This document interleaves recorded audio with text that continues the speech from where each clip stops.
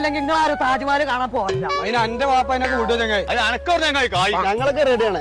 എന്റെ വാപ്പാന്റെ സമ്മതം വാങ്ങി വാ. അത് ഞാൻ വാങ്ങി വരാം. നിങ്ങൾക്ക് അത് അറിഞ്ഞത് അനോ ഒലക്കാക്കും. അനോ അപ്പന്റെ പേര് കോയ തന്നെയല്ലേ? വെറും കോയ അല്ലടാ, കൊമ്പങ്ങാട് കോയ. അപ്പച്ചേ ഞാൻ ചങ്ങായിമാരെ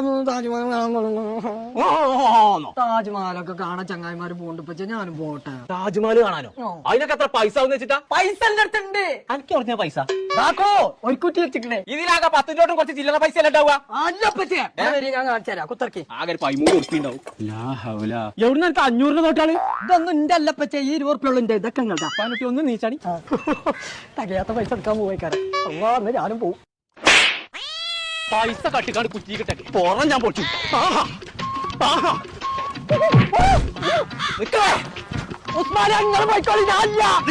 എവിടങ്ങൾ എല്ലാരും കൂടി പോണ്ട്? ഞങ്ങൾ താജ്മഹൽ കാണാൻ പോയ 4000 ഉറുപ്പ ഉള്ളൂ. ഫുഡുണ്ട്, റൂമുണ്ട്.